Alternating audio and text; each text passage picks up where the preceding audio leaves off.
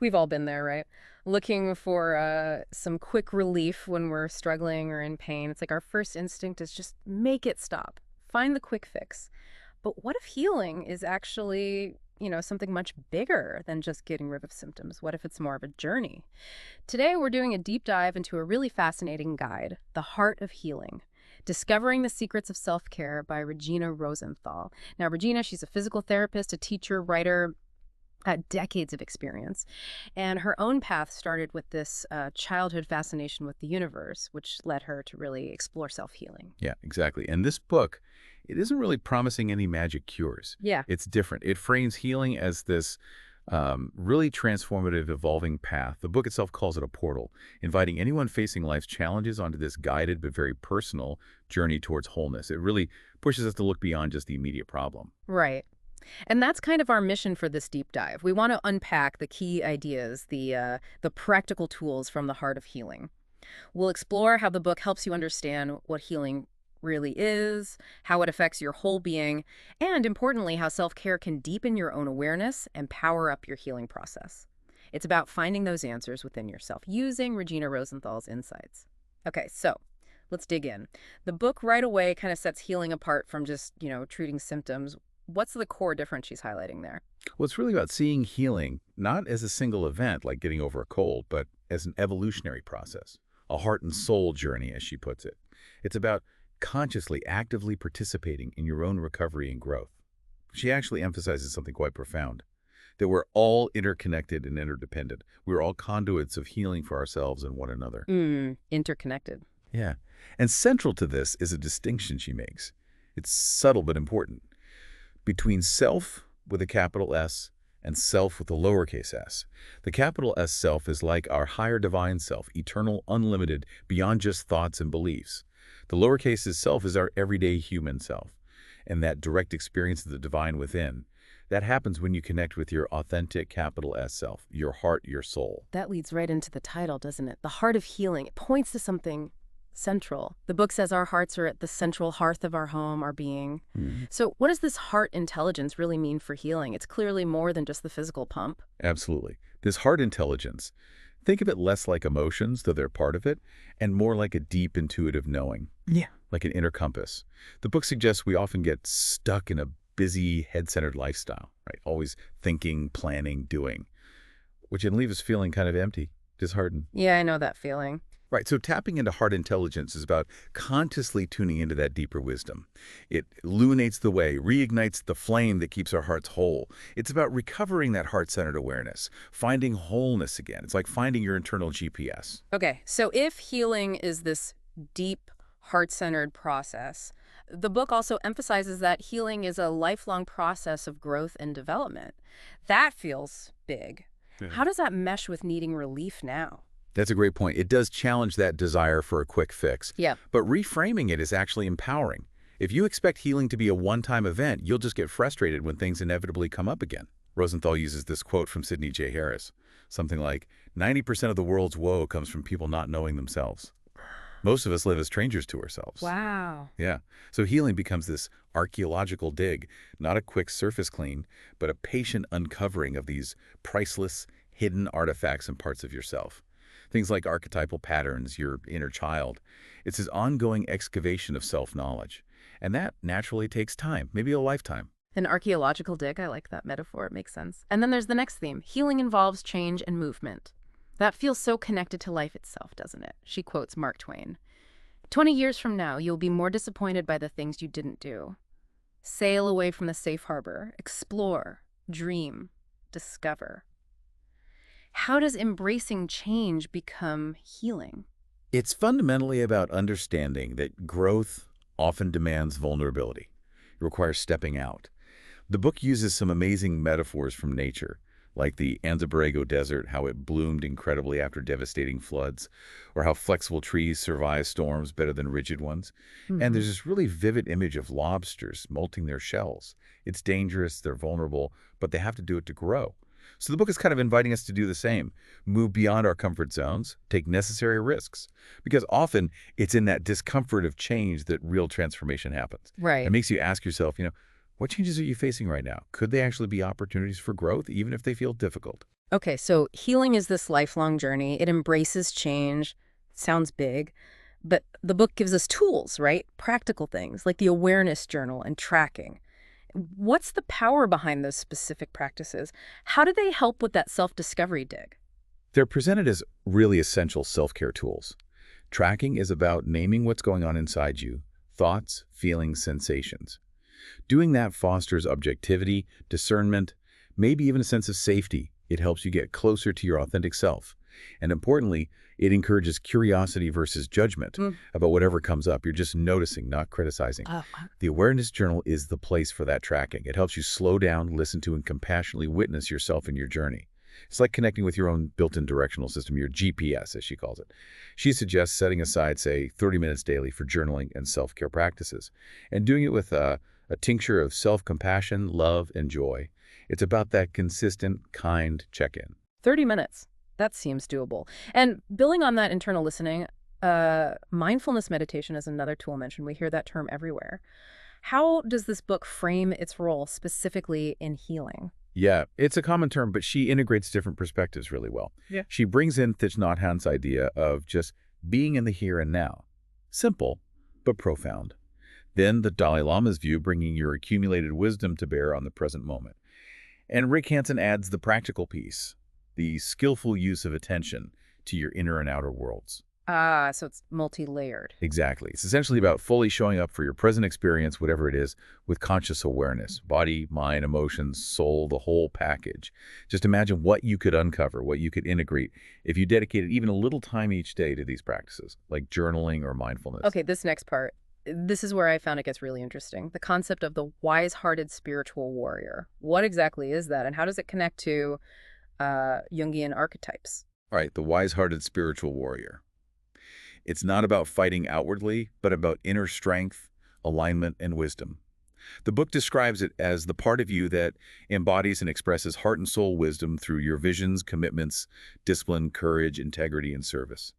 It empowers you to be the hero or heroine of your life. The hero of your own life. Yeah, and it connects directly to Carl Jung's archetypes, those universal patterns, the hero, the healer, the victim, the martyr that exist within all of us, representing both positive and negative qualities. Becoming aware of which archetypes are active in you helps you see what's serving your true nature and what's blocking it. It lets you, as the book says, weed out negativity and plant seeds from which new archetypes can grow. And Charles's story in the book really brings this warrior archetype to life, doesn't it? Oh, absolutely. Charles's story is incredible. Paralyzed at 19 from a car accident, his journey is described as a real-life reenactment of the Phoenix Rising myth. Mhm. His wise-hearted spiritual warrior really guided him away from victimhood towards victory and joy. I mean, he got a decree, started his own business Beyond Wheels, inked, Yeah. went skydiving, whitewater rafting. He showed how to make the impossible possible by tapping into that inner warrior strength. Wow. That's powerful. Now, the author Regina, she talks very openly about her own journey from her head to her heart. What did that involve for her, and what were the obstacles she faced, the kind we might face too? It's such a relatable struggle, isn't it? How many of us just sort of drag our bodies through war zones of shock and stress, becoming like disembodied heads, trying to think our way out of everything. Regina admits she stayed asleep through constant busyness and denying her emotions, treating herself like an object, not a human being with a heart and soul. She lost touch with her authentic self, even her sense of play and joy. And the book stresses that those unprocessed emotions, stuffed down for years like a weighted backpack, they get stuck in our tissues. So healing has to involve listening to, witnessing, and processing those body-mind signals. So it's not just mental, it's deeply physical too. Deeply. She shares some really tough personal experiences. A car accident where she felt shock and detachment like a board. Her therapist telling her immediately, ground yourself and breathe. And later, a uterine cancer scare brought up this deep, unprocessed childhood trauma. She described it vividly. Being forced to be a good girl, stay silent, stifle fear and rage against her father's authority. That sounds intense. It was. But it was confronting that stuff, allowing her wise-hearted spiritual warrior to emerge that helped her become the victor, not the victim. It's about processing, not just pushing through. And Mark's story, the guy with the hand injury, fits here too, right? With the lobster metaphor. Exactly. Mark lost parts of his dominant hand in an accident. His whole identity as a provider was challenged. He had to live his own lobster story. He needed to shed his former shell. his old roles, his outgrown values. It took immense courage, but he pursued a new career in journalism. It showed how his heart's strength was as vital to life support as his physical strength. Both stories illustrate that difficult journey from head to heart, facing what's stuck, allowing vulnerability to lead to growth. Okay, running through all of this, there seems to be this underlying concept of reverence for life. How does cultivating that actually help in the healing process? Reverence for life. The book calls it a core element within healing experiences, heart and soul connection. Think of it as providing insight, wisdom, and guidance, like a port in a storm or a lighthouse beacon that reminds me where home is. It ties into the idea that our biggest problems often can't be solved with the same thinking that created them. We need something deeper. A different level of thinking. Precisely. It calls us to look within, to empty the backpack of all that conditioning, and to embrace the great mystery, the inherent aliveness and wisdom in everything. Cultivating this leads naturally to gratitude, which Angelos Arrien beautifully calls a habit of the heart. It's about shifting from pure analysis to allowing awe and connection. It makes you wonder, how often do you pause and feel that awe, especially when things are tough? That's a good question. So, beyond the internal work, the journaling, mindfulness, connecting with the heart, the book also highlights active engagement. Let's talk about movement, a healing tool, and also creativity and laughter and play. These aren't just nice extras, are they? Not at all. They're presented as vital. Our body and being are made to move, the book stresses. And movement, done mindfully, is vital to life.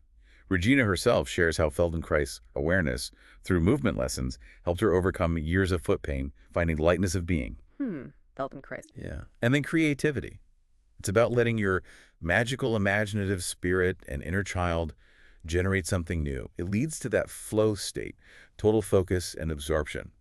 She mentions artists like Renoir and Picasso, who, despite chronic illnesses, found joy through creativity, releasing a cascade of healing chemicals. So creativity literally has a physical healing effect. It seems so. And laughter and play, they put problems into perspective. Regina used clowning to cope with burnout. She taught juggling to patients in wheelchairs.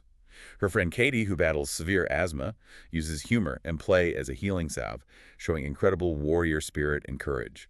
The book even suggests scheduling a weekly play date for yourself. A weekly play date, I like that. And Julie's story with the breast cancer, that really highlights the creative aspect, right? Yes, Julie's story is very moving. She used yoga and artwork to help her through painful cancer treatments. She described healing as traveling back into the daylight, away from the clutches of darkness. Writing became empowering for her, helping her sew her emotional life together, one stitch at a time, toward healing, creating this magnificent, vivid life tapestry. She even started a stationery business and teaches Writing to Heal workshops now. She truly believes creativity fuels hope and brings power and joy to healing. It's about actively creating meaning. That's beautiful. Okay, one last major theme here.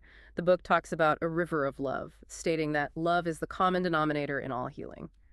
What are these arms of love it mentions, and why are they so crucial? The arms of love. This comes from Angelos Arrien again. They are acknowledgement, acceptance, recognition, validation, and gratitude. These aren't just fuzzy concepts. They're described as fertilizer for our hearts and souls, nourishing our life force, things to be practically and consistently applied in daily life. Practical love, basically. Yes.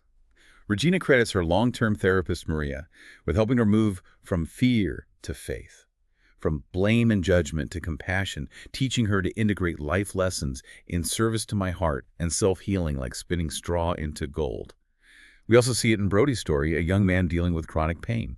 The love in his family greatly supported his choices. Even meals became a shared adventure, and their family's healing journey expanded outward. They started giving back through Brody's website, nourishing others. It really underscores how vital giving and receiving these arms of love are. It makes you think, who are the healing agents and catalysts in your life? And how can you actively offer and receive those arms of love today? Wow. Okay, so we've covered a lot. We journeyed through the heart of healing, seeing how Regina Rosenthal presents healing not as a quick fix, but as this deep, lifelong, heart-centered path of growth, change, and uncovering the self.